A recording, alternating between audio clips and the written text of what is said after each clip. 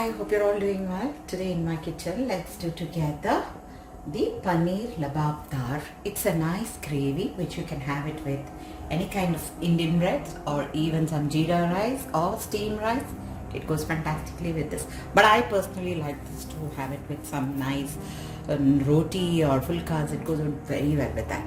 So let's have a look at the ingredients. There are two steps to make this. One is the masala that we need to make a gravy. Another one is how you will assemble that gravy into a masala of this lababdar. Okay. So in a kadai, I have just put about 2 tablespoons of the oil, and the oil is getting heated. As I show you the ingredients, I will dunk the ingredients into the oil. Okay. We will need 2 tomatoes, 1 onion. Okay. That we need to chop and add. Oil is hot. First straight I'm adding in 1 cardamom, about 3 pieces of the cloves, about 1/4 teaspoon of the black peppercorns, about 1/2 teaspoon of the cumin. I've taken Kashmiri red chili. For the entire dish, the spice level, how much ever you want, you have to add. 1 piece of the cassia, that is like small piece, about 4 pieces of the cashew, 1 piece of ginger, 2 pieces of garlic and 2 green chilies. Now I have to slice the onion. I've taken 1 big onion and 2 tomatoes which I'm going to slice. I'm going to slice and add it in. Add the tomatoes also and cook this till they are soft and nice. Cover this up, add a little bit of salt. So what happens is the tomatoes will get cooked very fast. Add just for what you need for this only and nicely give it a good mix and cover it up. Cook this well. So what happens is the tomatoes will turn soft and the other ingredients also will get nicely cooked in this masala. And once this is done, we will off the flame. I'm going to off the flame as this is nicely cooked and allow this nicely rest for some time, so that the temperature goes away and then you can make it a fine puree. For the second step, we will need a bit of butter. I have some fresh homemade paneer crumbled, or alternatively if you have big pieces of the paneer, just grate it and use. I have about 200 grams of the paneer here, about 1 teaspoon of the garam masala, about 1/2 teaspoon of the kasturi methi, and then that's a dried one.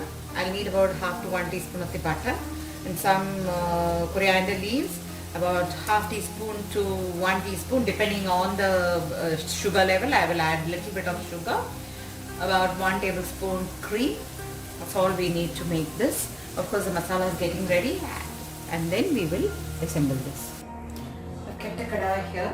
To it what I did was I added about 1 tablespoon of the oil and 1 teaspoon of the butter. As it gets heated, I will add the grounded paste of the onion masala what we made. I added the paste in here. I'm going to allow this boil. Remember we had already added a little bit of salt at that time. Now in the last we will see, after we add everything, if we needed more, we will add more salt. Of course we will need salt.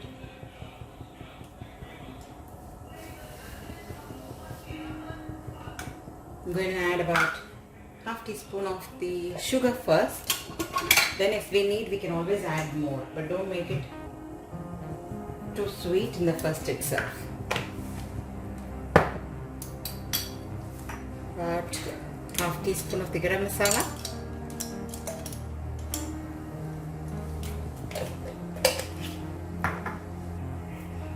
Now let this boil.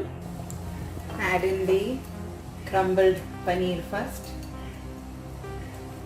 and allow it nicely get mixed in this masala. Now time to add in our normal paneer cubes. If you notice, I have not fried the paneer, nothing. Straight I am adding on the pieces, okay?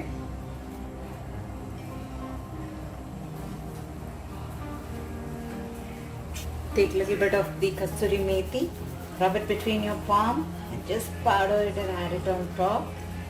And then we're going to put some cream. Then off the flame because my cast is very hot. I don't want more. There we go. We have to off the flame and we are ready to plate. So this is how we have made the paneer labab dal. This goes well with the roti. Now if you see, I have put some garnishing and some cream on top. You can use butter, or even if you like more of the crumbled paneer, you can do that also for decoration. Some green chilies you can decorate, or some coriander leaves like me you can do. It's very tasty. This recipe is like, you can just try this and very easy. I don't think so you need anything extraordinary ingredients to make this.